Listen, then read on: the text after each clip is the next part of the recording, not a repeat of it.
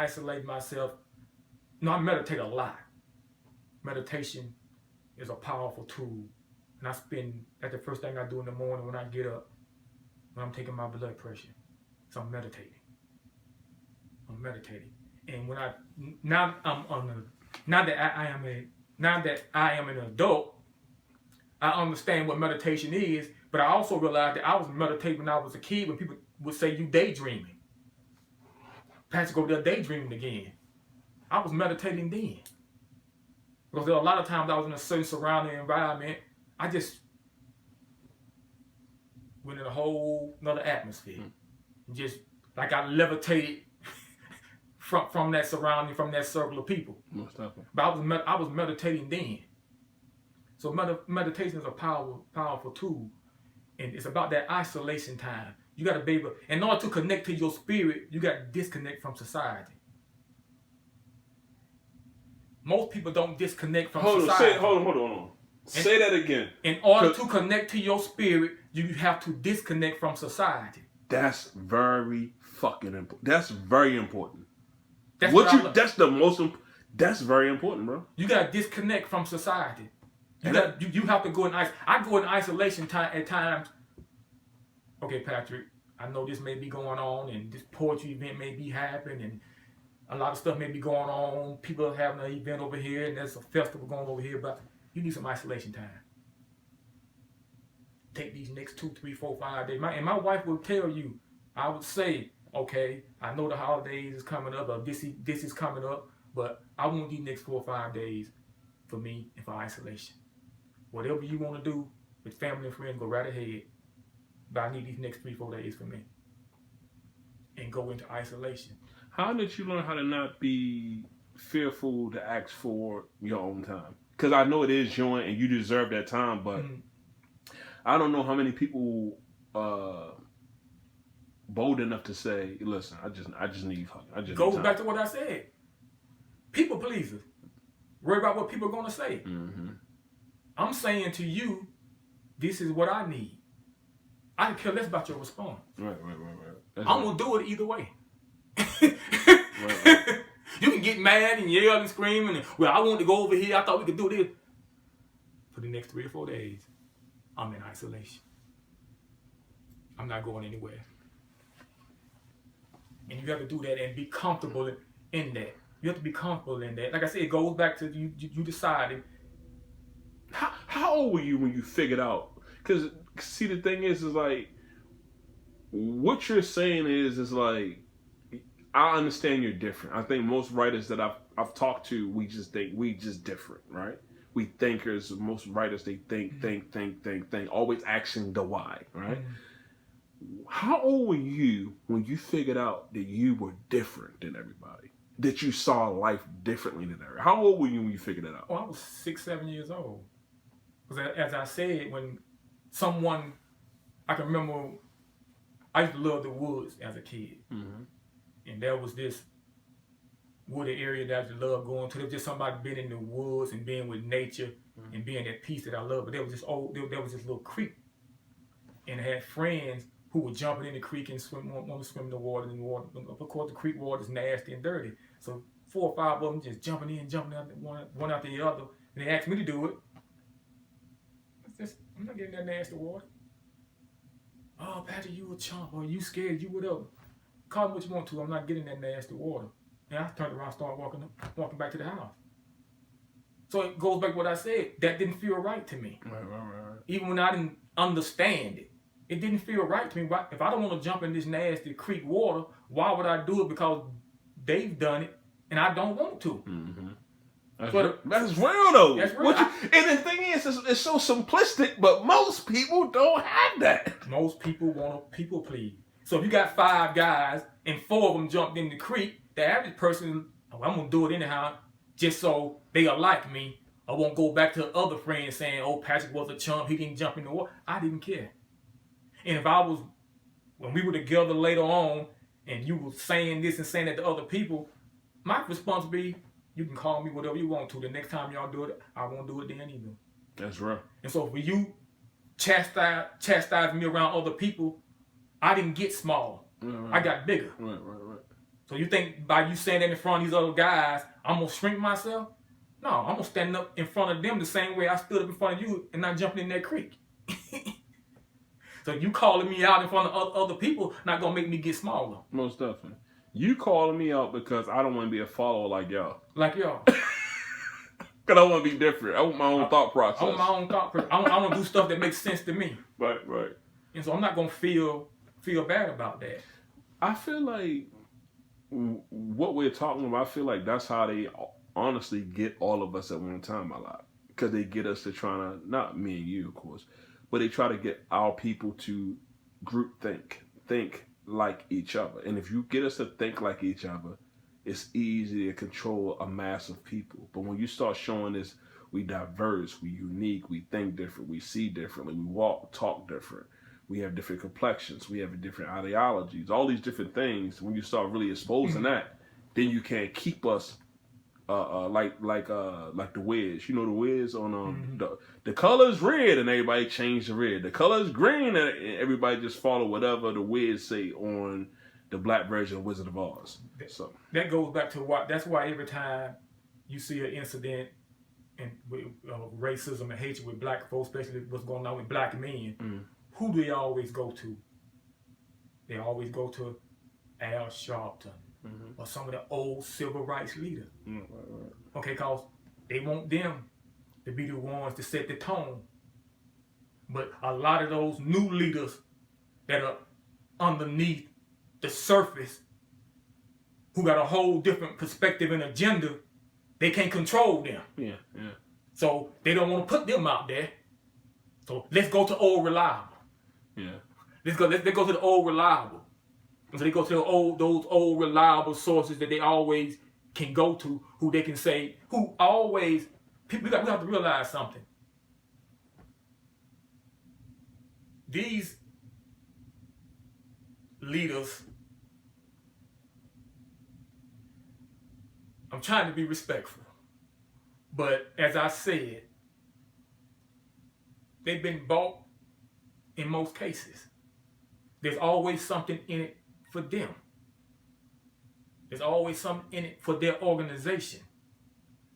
So at what point do we say, because we're going to have to be the ones to say, okay, it's time for you to step aside. We need some new thoughts. We need some new energy. We need some new methods. We need some new strategies. What do you think? What's in you as a black man? You're not them, so let's just have this conversation. What do you think that's in them as a black man to make them go against their race and keep their race down? It can't be just money, bro. It ain't just about money. It's about the power. That's fake power. The real power of all of us rise. But all of us rise. That's the real power. But not to them. But not to them. And a lot of them didn't start out that way. A lot of them didn't start out that way. Okay? But over time, see, there's a process when it comes to this racism and this hatred. There's a process. They're always observing and watching and studying us.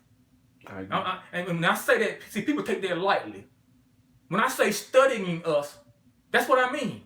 The same way you study for your algebra test. The same way you study for a final exam. The same way you study for anything, the time, the energy you put into it to break it down to its common denominator. They study every aspect of us. Your habits, what you wear, what you eat. A lot of watch. times during slavery, when they took that slave down from their tree after they lynched them, they had certain individuals who were in the scientific field do autopsies to learn and study our DNA. I ain't gonna go too deep into it, but they studied our DNA. They knew how to manipulate our DNA. They knew what foods to feed us to destroy that DNA and to alter that DNA. There's a reason they gave you the pig. There's a reason why you got that pig. Okay? That's one of the nastiest creatures ever. Pig doesn't even sweat. So everybody sweats to get the toxicity out your body. The pig, if you have ever eaten pig feet and wonder why the pig feet are so sticky, that's because that pig does not sweat, and after all that toxicity has built up in his body, he starts pulsing at his hoof. That's pulse. That's why the pig feet are sticky. So it's one of the nastiest creatures ever. But we love that pork. People make fun of it. I'm gonna eat my pork. Yeah, but you gotta break it down scientifically what that animal is and why that was one of the primary animals that they fed us. The information I just told you, they know that. So you imagine if you are a human being, you never sweat or anything, and none of that toxicity in your body ever releases itself. So imagine how much toxicity is in that pig. He doesn't sweat, but you eating it. Right. And so you're eating all that toxicity as well, including the pulse in his hoof. Nasty. It's nastiness. And that's why generation after all these generations, that's why we have high blood pressure, diabetes, high cholesterol, and all the different types of shit. That goes back to them studying us. It goes back to them studying us. When we were in Africa, there was no high blood pressure and diabetes and any of that stuff. You know, so they've studied us. But when you know better, you're supposed to do better. And a lot of us know better, but refuse to do better. A lot of us are just comfortable. See, what success has done to a lot of us, to be successful, you got to be a driven person. But success has also made us lazy. As far as that willing to fight, not just for ourselves, but for our family and our fellow other black man or black brother. You got to fight for them. Now that you've obtained that success, even if you were born in a so-called middle-class family, you still should go back into some of the poor communities and give something back. Okay? Because we have to understand, I don't care how much success you had, somebody died, hung, was dismembered for it. You had, understand this, and this is what I do in my meditation sometimes. Have you ever, and see, a lot of us know our history, but we don't feel it. So you got to feel it. There have been times I've meditated and got so deep in meditation, I imagine myself being hung from a tree and seeing the faces of 40, 50 angry white people applauding it, including the kids. And imagine how that would feel in me, the adrenaline in my body, my mind, thinking I'm about to die hanging from this tree. How would I feel as a human being? And how my ancestors felt. He felt, but he's hanging from that tree because he decided enough is enough today. I'm going to stand up for myself. And I may not live to see the results. I may not benefit from what I'm doing. But if I don't do it, then those who follow me will never ever benefit. So somebody had to be the sacrifice. Mm-hmm. So you had ancestor after ancestor who was willing to be the sacrifice so that you could sign that $20 million contract. Somebody hung from a tree for you to sign that $20 million contract. If somebody didn't hang from that tree, if somebody didn't stand up and make that stand, you would never be in that position. You got to feel that. That's real. You just knowing certain things about black history, can you feel it? Have you ever imagined Rosa Parks' condition, working 10, 12 hours a day, feet swollen and bruised?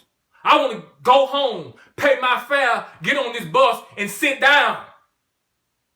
But after 12 hours on my feet, I got to stand. I paid the same fare that white man paid, that white woman paid. I paid the same fare. I'm tired just like they are. I want to sit down and get off of my feet. Now you can get on MARTA and sit wherever you want to.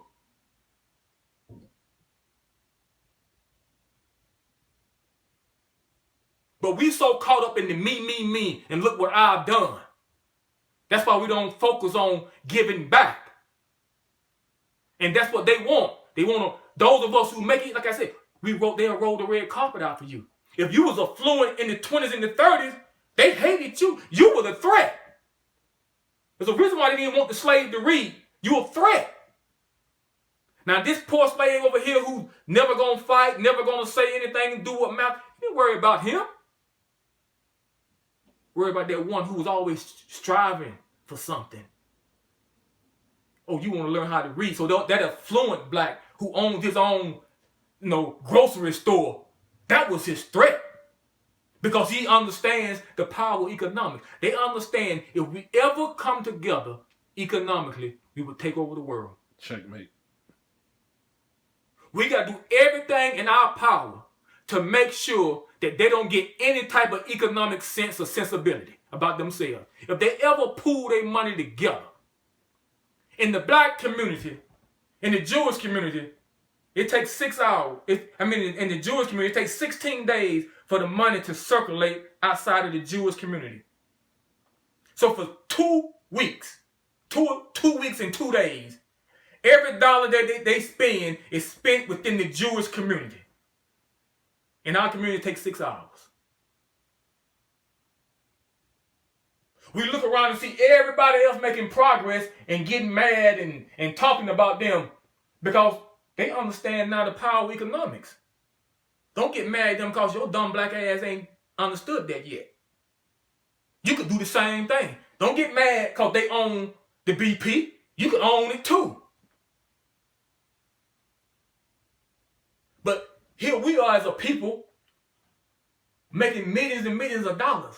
And you wearing all these clothes from mostly these gay European men.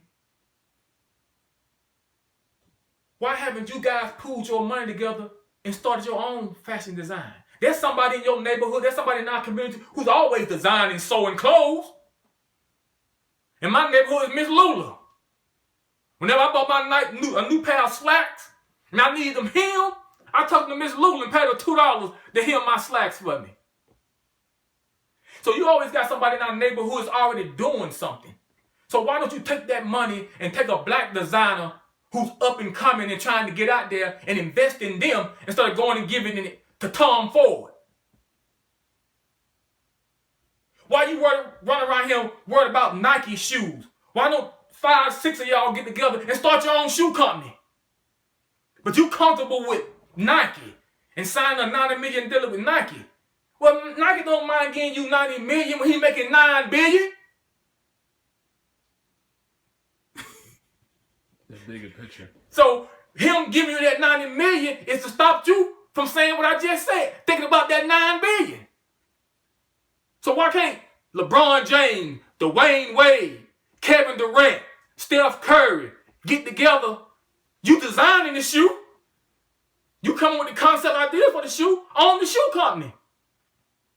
And then get all the black NBA players to invest in your shoe company. And all of you guys own it. All of you own stock in it now. Like Nike has stock. And now all of those NBA players can have stock in your company and in your shoes. That's all Nike is doing. And then just getting you your little 10%. And you comfortable with your 10%. Chump change. When you could have 100%. But you comfortable with the 10. You think I'm making 90 million, well, he's making 9 billion. There's a difference between being rich and being wealthy. Wealthy people don't work for their money. It's working for them. Mm-hmm. Anybody can be rich and get rich. But you think about the Kennedys, the Cavendish, the Rockefellers,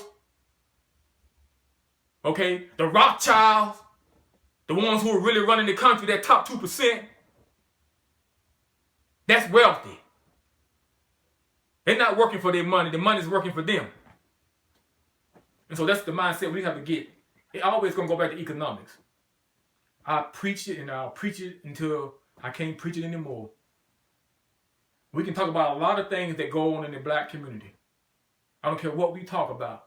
Until we understand the power of economics, we're never going to solve any of the problems. We talk about education, that's economics. That's economics. That's economics. So economically empower ourselves. Start within your own family, in your own household. Okay, we're gonna try to live as debt free as possible. Let's get to being debt free. Let's conquer that first. Let's forget about what, I don't care what nobody else in this neighborhood is doing. I'm just worried about my family and us doing what we need to do economically. No, something. I'm not worried about anybody else. Okay? I'm going to invest in me, and I'm going to invest in my family. I'm looking at the long run. Okay? I'm not trying to keep up with the Joneses in any shape, form, or fashion. Okay? And so we have to really understand the power of economics. And we still to this day have not understood that and failed to realize that. And they do. They understand the power of economics. And I'm going to harp on it until we get it. But if you get a chance, go to ulu.com. Us Lifting Us, which is an organization that I am a part of. And that's our main goal economically. I'm not going to get too much into it. I'll talk about it more down the road. There's going to be a lot going on with that. But we have to pool our resources. We need black banks in our neighborhoods. Black hospitals. We need hospitals. So when there is a virus, you have the facilities, you have the doctor and the expertise in your community. But all of that is economically driven. Politics is economically driven. This world. The entire world is economically driven. There's no way around it.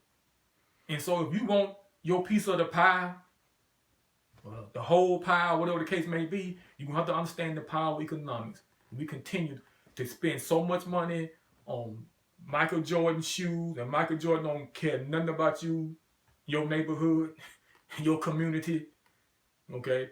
And so not just him, but many of them don't, because they rolled that red carpet out for them and made them think. We don't understand functional racist white people. Okay? And what I mean by functional racist white people is those individuals who are functional, they are just as worse as those who are in the KKK. They just wearing some Brook Brothers suits. And they functional because they can function around us because they're profiting from us. Mm-hmm. Okay, so they can function around us because they're profiting. Take the NFL owners.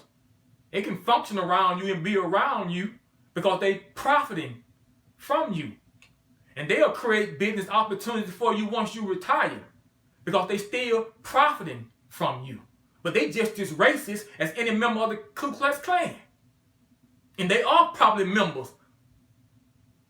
Okay? But they just do it, like I said, reinventing it. Or extending it. Or just giving it a new face. You know, to keep you offset. But they're functioning around you because they can benefit from you from a profit margin. So they don't have a problem. So if somebody like me were to say, well, Jerry Jones is racist, he's a racist owner, he could parade 4-5 black folks and say, well, no, Jerry's not. Jerry, when I was playing, he took care of me financially. When my football career was over, he helped me start my construction company. He was one of the people. He's a functional racist. He's benefiting, profiting from you. And so he can function around you. He understands helping and giving opportunities to certain African Americans. So when somebody like me tries to come make that statement, he has a pool of people he can throw out in front. They understand that. From a business standpoint. Chess. Yes. Using pawns to stop. I gotta have some pawns. I got to be able to function around them. I have to get some of them on my side. I can't get them to see this real side of me. So they function around you, create opportunities for you financially, but they just as racist as can be. If they were not, you would have some black ownership in the NFL by now. I agree. You would have some, okay? You have the Jacksonville owner, who's Middle Eastern, but 70% of your league is African American. But y'all went out and vetted him to be an owner before you would go out and vet someone African American to be an owner. Because you don't want us in those meetings in the room at that table. Listen to what you're really saying. Mm-hmm. That's why I like what Ice Cube did with the Big Three. Mm-hmm. Started his own league as far as basketball. I think more of us need to start like just also, if we can't be a part of that, let's just do this over here and make this big from scratch. And that's go back to what I was saying about pooling our resources together. And if you giving all these money to these fashion designers, and why if I'm an artist, you take the Puffy, the Jay-Z's and all of that. Why not pool all of your money together and be one powerful conglomerate entity? Okay? And be able to do your own distribution and everything. It made too much sense to me. But you rather sign a deal with Atlantic Records and then Atlantic Records give you a little subsidiary bad boy. Okay, well you can get your little cut, but he's still getting his cut because he's still handling all your distribution. Okay, so out of that 100%, he's probably getting 60%, you getting 40%. Okay, in most cases, they say, yeah, we'll let you start your own record company. You can start your own record label and everything, and we'll do your distribution. And then for us doing your distribution for you, we got to own a certain percentage of your company. It's not going to do it for free. He don't do nothing for free. So he has to own a certain percentage of your company. Okay, so you still don't own your own company. He's still doing your distribution. He can still shut you down at any point. But as long as you putting out the music he wants you to, that's not going to educate us or edify us, he'll keep giving you money and back in that. But as soon as you start trying to change that, hold up now. We was fine when y'all was sliding credit cards through the girls' asses and doing it. Now you trying to come on a conscious, no, they ain't what we want. Right. They can just pull that rug, pull that plug anytime they want to. Put somebody else in your position. Put somebody else in your position. Next! Next. But when you own it, in this day and time is the best time for artists because you don't need a record label to tell you the truth. Because of all the technology now. And why you not pooling your money, your resources together instead of going buying 20 cars and a $10 million house? Get a bank. Go back to that community and build community centers, playgrounds. Okay? Let's build places where we can learn. A lot of these neighborhoods, these kids don't have an outlet. Let me see how you think. I think the same way. Why they don't have people around them telling them stuff? Like what is the disconnect? The disconnect is, see, because I know when you in an environment you thinking you got to be thinking these things. But what? No, because a lot of times what happens is when I said, okay, this is like I say, I ain't got enough time getting all of it, but as I was saying about the affluent black, the red carpet, they in the 20s, you was an uppity Negro, they hated you. So we got to build some dissension between them.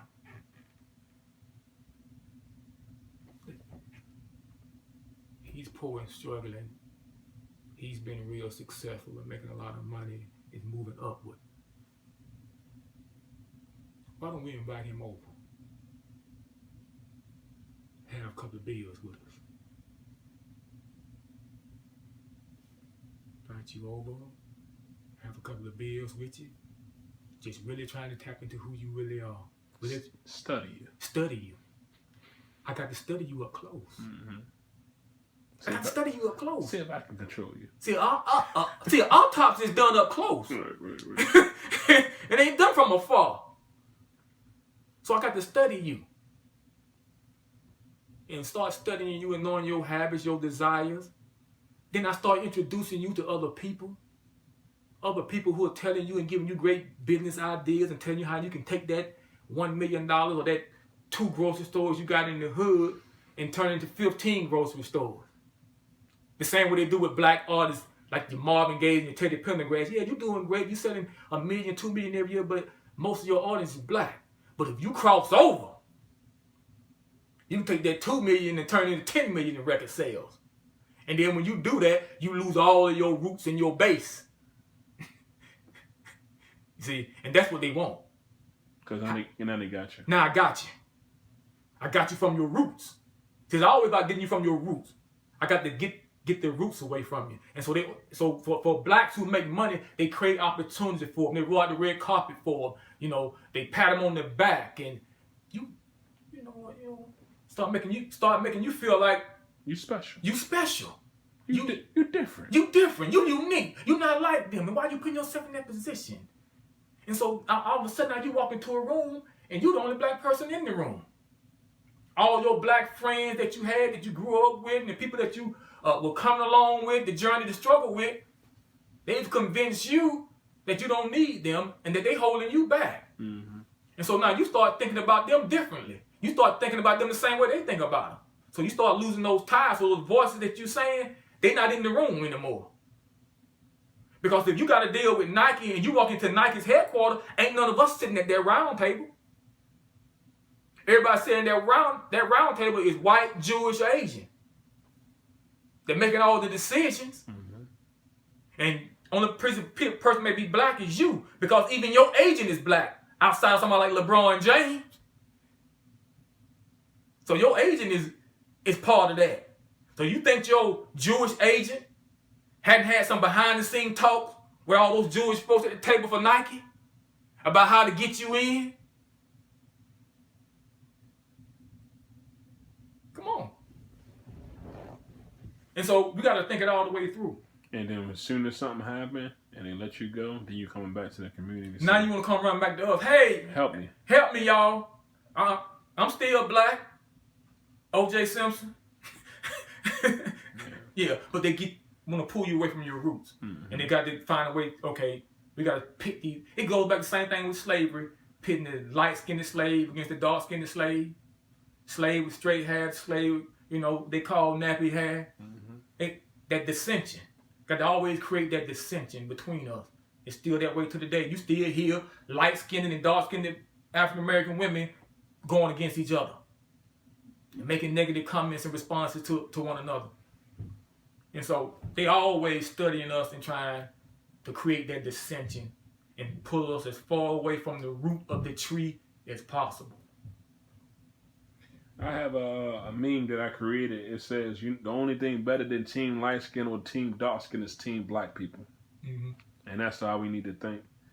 Another thing is like, you got to have a thought process. I don't care how much money I make. I don't care how far I go. You got to have a thought process of like, I'm not good until my people are good. My people are good. If you don't have that thought process, there's something wrong with you, bro.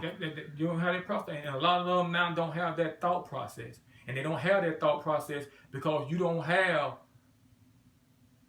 African-American leaders the way we had African-American leaders in the 50s and the 60s. Because a lot of us really think we done got over. We made it. We done made it. So a lot of them think they've made it. But they got to realize that top 2% is going to only let you go so far. They only let you go so far. And so all they trying to do, understand this, they trying to study you. They trying to find out where your weakness is. And that's just, and see, they trying to get you comfortable around them. It's like anybody else. Once you get comfortable around folks, start saying stuff that you don't say when you first meet them. Right. But 6 months into a year into it, you start saying stuff. And you start doing something. If somebody has a bad habit, it takes about 2-3 weeks for that bad habit to come out. And start seeing that bad habit. So let's just say I'm giving you opportunity. You're a top athlete and we creating opportunities for you, giving you all these endorsement deals, and just having you climb up the ladder. And the more money we pour into you, the more comfortable you get to it. Cause look how we taking care of you. We taking care of your family. Look where you come from. Look where you at now. Right. Look how we helping you to come up. You special. You're not like special. That. Now you start getting comfortable around them, and now you don't even know who the fuck you are. You don't know who you are. But at the same time, they're like, Milk, you like the young girls. his thing. Yeah, they find your weakness. Oh, you like young girls. He like the young girls. Okay. Right. Yeah, so let's send more of them this way. Let's aid him in that. Mm-hmm. And they aid you in that. Or whatever it is. Coke, whatever drugs, whatever case may be. if you into boys. And you into boys, whatever you into. Whatever you into. And they just sitting back making notes. And making notes and making notes and making notes and making notes. And you get to the point where when you start trying to make any type of demands, and who are you to make demands to me? Mm-hmm. You see what I got? You think I didn't know about the little girls? You think I didn't have a private eye following you? Because I'm trying to get as much dirt on you as I possibly can. They always watching. Especially those of us who are affluent and making success. That's what we don't understand. So when you start making that kind of money, see, back then they had J. Edgar Hoover. And those are the ones, you know, the Malcolm X, Dr. King, Jim Brown, all those blacks who were coming together. He kept eyes and tabs on them. He kept eyes and tabs on them. How else you get recordings of Dr. King? Mm-hmm. I ain't gonna say you know, but recordings of Dr. King that wasn't with Miss King. Right. Okay? So they always kept tabs on those civil rights leaders, those who were trying to be game changing in our community, those who were affluent. And they just piling up all that dirt on you. And so when they decide to come at you, they got so much on you that you have to succumb to them. Or your loved ones. Yeah. I always say they kill you, kill your character, bribe you, manipulate you, or threaten you with some shit they got on you. Those are ways they have something on you because they got something on